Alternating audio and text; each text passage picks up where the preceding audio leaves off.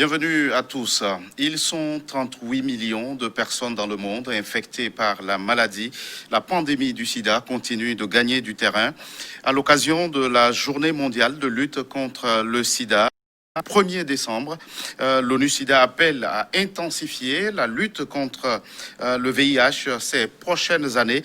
Une réelle préoccupation alors que la pandémie du coronavirus a mis au frein les objectifs de 2020. Solidarité mondiale et responsabilité partagée, le cri d'alarme de la communauté internationale. Nous en parlons sur ce plateau avec Augustin Kokouvi-Dokla. Vous êtes président de RAS Plus Togo, le réseau des associations des personnes vivant avec le VIH-Sida. Merci d'avoir répondu à notre invitation. Tout le plaisir est pour moi, Monsieur Gaëtan. Alors, Monsieur Dokla, solidarité mondiale, responsabilité partagée, comment interprétez-vous ce thème retenu à l'occasion de la journée mondiale de lutte contre le sida 2020? Merci, Monsieur Gaëtan, pour la possibilité que vous me donnez de pouvoir nous exprimer un tant soit peu sur le thème de la campagne mondiale de lutte contre le sida. C'est la 33e campagne. Depuis 1987 que la première journée a été célébrée. La campagne aujourd'hui vient dans un contexte sanitaire très pas bien, pas du tout bien. Et cette campagne avec le thème solidarité mondiale, je pense que c'est révélateur. C'est révélateur parce que on a plus besoin de la solidarité mondiale aujourd'hui pour arriver au bout de cette épidémie qu'est le VIH-Sida. Bientôt 40 ans, mais l'épidémie continue pas à faire son bonhomme de chemin. Mais en même temps, responsabilité partagée. Responsabilité partagée, c'est chacun doit pouvoir mettre le sien dans cette lutte pour que chacun ne soit pas vecteur de cette épidémie, de la transmission du VIH. Chacun, où qu'il soit, qui qu'il soit, doit pouvoir essayer de mettre frein. Maintenant, si vous vivez avec, vous prenez très bien vos traitements pour que vous ne contaminez pas. Ceux qui ne sont pas contaminés doivent aussi faire beaucoup d'attention, faire un programme de réduction de risque pour ne pas être contaminés. Je me protège et je protège les autres. Voici la lecture rapide que je peux faire par rapport à ça. Mais en même temps, la solidarité internationale, vous savez que l'épidémie, nous sommes plus de 22 millions en Afrique touchés par. Et c'est le continent, qui paye le plus lourd tribut par rapport à cela. Et Covid vient exacerber cette paupérisation de nos économies et autres là. On a plus que besoin de cette solidarité internationale parce que nous sommes dans un village planétaire et les déplacements, les connexions sont assez rapides aujourd'hui. Alors justement, en 2020, la pandémie du coronavirus a monopolisé l'attention du monde entier. Est-ce que le combat que vous menez a baissé d'intensité? Non, pas du tout, pas du tout. Je ne veux pas mettre l'épidémie du coronavirus comme une parenthèse. C'est une crise sans précédent. Et cette crise a failli mettre en mal toute la stratégie qu'on initiée depuis plus de 30 ans. Parce que je suis au début de cette lutte-là aussi au niveau de notre pays. Et cette pandémie a failli mettre en mal, mais le Togo particulièrement quand même arrive à s'en sortir. On continue toujours pas à donner le traitement, malgré certaines difficultés. Et cette pandémie, aujourd'hui, nous amène à revoir notre lutte. D'où, entre le thème solidarité internationale et responsabilité partagée, le Togo a pris le thème la lutte contre le VIH-Sida dans la crise sanitaire à la Covid. Et je pense que c'est tout révélateur. Nous ne pouvons plus faire cette lutte-là aujourd'hui sans pour autant faire attention que nous sommes dans une crise sanitaire qu'est la Covid. Et justement, l'ONU-SIDA souligne que cette crise de Covid-19 a exacerbé les difficultés auxquelles sont confrontées les personnes vivant avec le VIH. Vous avez dit au Togo, il y a des avancées, mais non sans difficultés aussi. Comment est-ce que vous ressentez au niveau de RAS Plus ces difficultés? Alors, ces difficultés, d'abord, c'est sur les médicaments. Les antirétroviraux, ces médicaments qui nous maintiennent en vie, ça, il faut le dire. Alors, les difficultés, on a connu quand même des phases de rupture. Parce que 95% des médicaments que nous prenons sont fabriqués en Chine et en Inde. On pensait que c'était un lointain souvenir parce que c'était depuis 2008 qu'on a vu la personne vivant avec le VIH manifester. Oui, 2008, lorsqu'on est sorti pour la première fois. Et après, ces difficultés ont perduré? Oui, avec moindre intensité. On perdurait parce que nous n'arrivons toujours pas à maîtriser notre quantification pour avoir des médicaments et que nous n'ayons pas de tension. Bon, tout programme également a ses faiblesses. Et cette tension, je pense qu'on peut toujours améliorer, on peut toujours faire mieux. Nous ne pouvons pas nous contenter. Alors, la crise de Covid également, lorsque plus de 90% des médicaments sont fabriqués ailleurs, hors de notre continent ou bien hors du Togo, alors les pays là étaient également en confinement. Et les matières premières ont souffert par rapport à ça. Le ciel est fermé, la mer est fermée à la limite. Et les frontières fermées, les frontières sont fermées, alors on ne peut plus acheminer les médicaments. Et nous avons connu des difficultés, mais nous avons essayé, ou le programme de lutte contre le VIH a essayé de pallier à ces difficultés par des solutions alternatives qu'on a su trouver. Et il y a eu quelques difficultés, mais au niveau de nous, les personnes vivant avec le VIH ou au niveau du réseau, ce qui est révélateur aussi, c'est lorsqu'on était en confinement où les gens, le déplacement interurbain était quasi difficile, et ça a compliqué un tant soit peu l'accès aux médicaments aux personnes vivant avec le VIH. Il faut reconnaître que les 98% des personnes vivant avec le VIH sont des couches assez vulnérables. Et les activités économiques ont été mises à mal, les activités génératrices des personnes vivant avec le VIH, certains ont perdu leur emploi, certains ont perdu leur petit commerce parce que ça ne marche plus. La stigmatisation, la discrimination également était aussi au rendez-vous par rapport à ça. C'est difficile, mais tout doucement, on essaie de sortir, mais ce n'est pas encore fini, les conséquences, mais il faut que le pays puisse s'adapter à apporter des solutions les plus appropriées.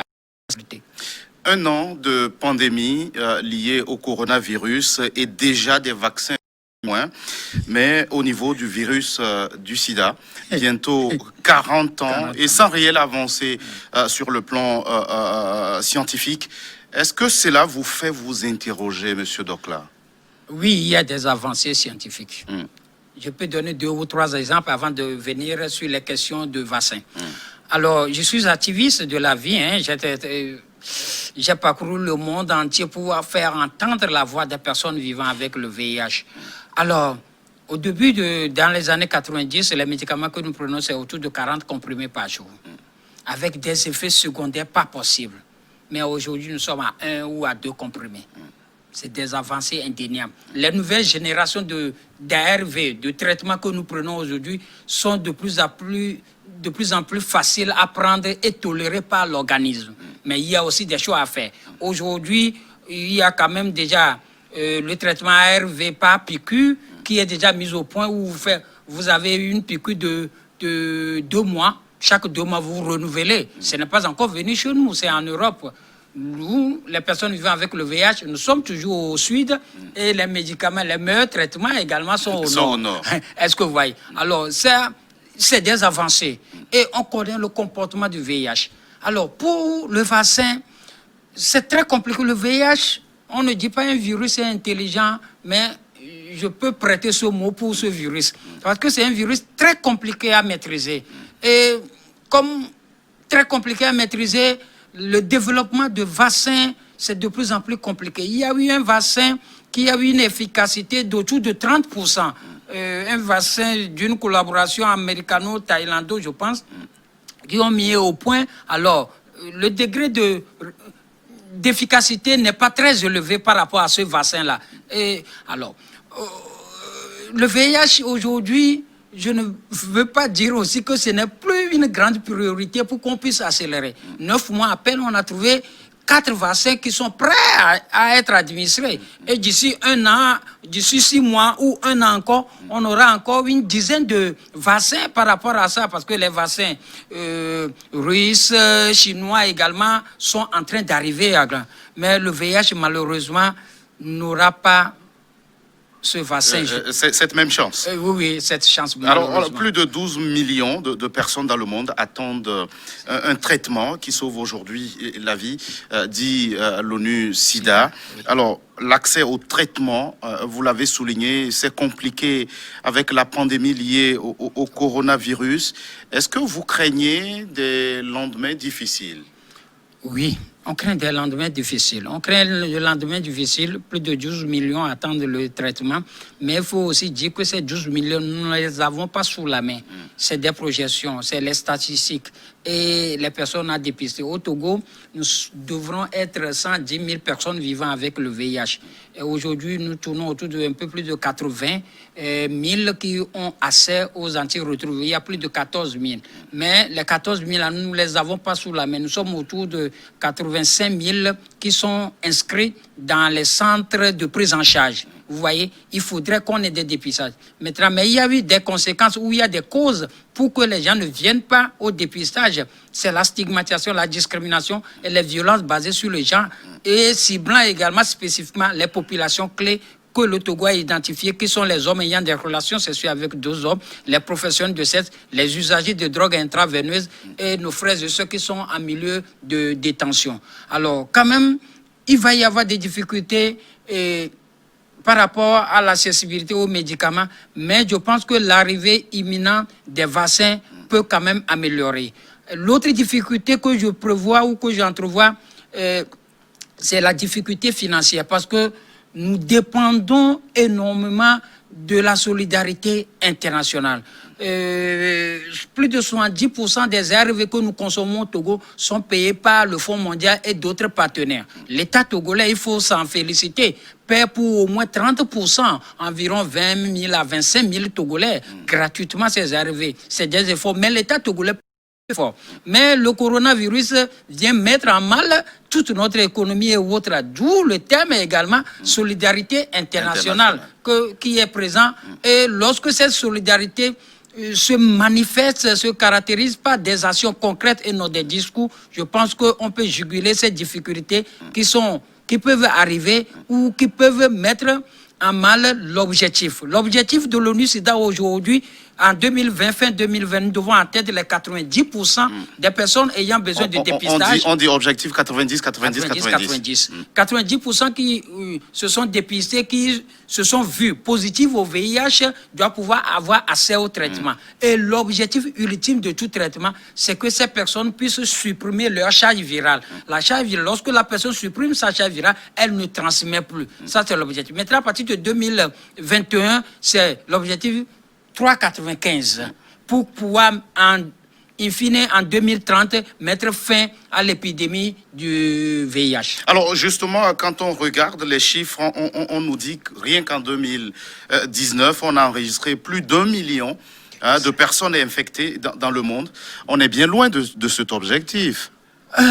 Oui, on est bien loin, mais si cette solidarité, elle est manifeste, à tout égard, à tous les niveaux, y compris également nos pays en voie de développement également qui sollicitent l'aide internationale.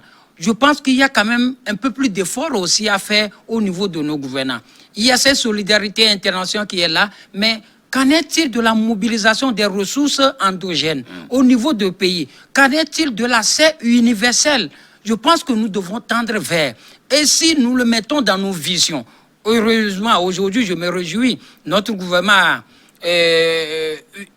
un ministre dédié à l'accès universel. C'est une bonne idée. Maintenant, il faudrait qu'on lui donne véritablement des moyens pour pouvoir atteindre ces objectifs-là. Et je veux croire à ce gouvernement qui va travailler là-dessus et pouvoir à cet accès universel. Mais le Fonds mondial travaille déjà et amène tous les partenaires à ce que cet accès universel puisse arriver et pour que tout citoyen de Saint-Cassé à Djancassé accéder aux soins de santé. Monsieur Dokla, le dépistage est un enjeu majeur pour freiner cette contamination du VIH-Sida. Comment rattraper ce retard dû à l'effet conjugué du coronavirus? Oui. On peut rattraper ce retard en innovant, en essayant d'adapter nos stratégies. Je pense que c'est faisable. Aujourd'hui, vous avez vu, nous ne faisons plus des dépistages grand public, mais nous faisons des dépistages ciblés, ou ce que nous appelons index testing. Lorsque vous prenez une personne qui est infectée et que vous dépistez tout ce qui gravite autour de cette personne infectée, vous avez plus de résultats que vous débarquez dans un établissement scolaire ou dans une société ou entreprise où il y a 100, 200 personnes qui travaillent là-bas. Est-ce que vous voyez? Vous pouvez faire 200 tests et avoir ou 2 positifs, mais si vous prenez 10 personnes autour d'une personne vivant avec le VIH, vous avez 2 ou 3. Alors, c'est l'efficience de nos actions. D'où il y a cette critique qu'on ne voit plus des actions grand public ou autres là. Nous savons, nous connaissons notre épidémie. L'épidémie se retrouve auprès des populations clés. Les hommes ayant des relations sexuelles avec 2 hommes, c'est autour de 20%. Les professionnels de sexe, c'est autour de 13%. Alors, lorsque nous mettons tout le focus, le financement nécessaire à l'endroit de ces populations et également aux populations vulnérables, les jeunes et les adolescents, les corps habillés, les routiers, je pense qu'on va avoir plus d'efficacité et si c'est ciblé. Et si nous essayons d'extirper les comportements de stigmatisation, de discrimination qui sont associés au VIH, je pense qu'on peut atteindre ça. Mais on doit innover, on doit développer l'approche. Aujourd'hui, nous faisons le test, le dépistage communautaire. Même si vous demandez, on peut venir vous dépister ici dans votre service. Il y a des gens, même auprès, lorsque vous sortez à 17h dans un bar, il y a des agents non médicaux à qui on a appris de faire le test et qui peuvent vous approcher de là où vous êtes. Et je pense que ça apporte des résultats sur un grand projet qui est le projet PEPFAR que nous développons et toutes ces stratégies. Je pense que ça apporte son fruit. Alors justement, en attendant tous ces défis, les objectifs proposés pour 2020 par l'ONU-SIDA reposent en particulier sur les personnes les plus à risque et les plus marginalisées. Alors dites-nous, Monsieur Dokla, est-ce que le regard des autres dans votre pays sur les personnes vivant avec le VIH a changé? Non, ça n'a pas changé malheureusement. Ça n'a pas changé et plutôt ça s'accentue. Depuis plus de 6 ans, nous avons un observatoire droits humains VIH également qui collecte les cas de stigmatisation et de discrimination associés au VIH, c'est-à-dire des violences basées sur le genre. Je pense que nous avons de plus en plus de cas. Et cela est un peu plus criard au niveau des personnes les plus marginalisées et les plus exposées, qui sont les hommes ayant des relations sexuelles avec 2 hommes. Ce ne sont pas des gens qui sont tombés du ciel, c'est vous et nous. Et sur le fond de cette personne qu'elle est professionnelle de sexe ou elle est travailleur de sexe. Nous les consommons chaque fois. Nous les consommons chaque jour. Nous les côtoyons. C'est des personnes, lorsque elle est stigmatisée ou elles sont stigmatisées, alors ça pose un certain nombre de problèmes. D'où un autre regard sur les personnes vivant avec le VIH. Je pense que nous avons tout à gagner. Et aujourd'hui, le traitement, c'est la prévention. Lorsque nous prenons très bien notre traitement, nous pouvons transmettre si nous supprimons durablement la charge virale. On l'a compris, il faut changer de comportement. Oui. C'est votre appel, Monsieur Augustin Kokouvi Dokla. Voilà. Vous êtes le président de Race Plus Togo. Merci d'être passé sur ce plateau. Tout le plaisir pour moi, Monsieur Gaëtan. Merci à vous qui êtes resté à notre compagnie. À très vite pour un autre numéro de votre émission Focus.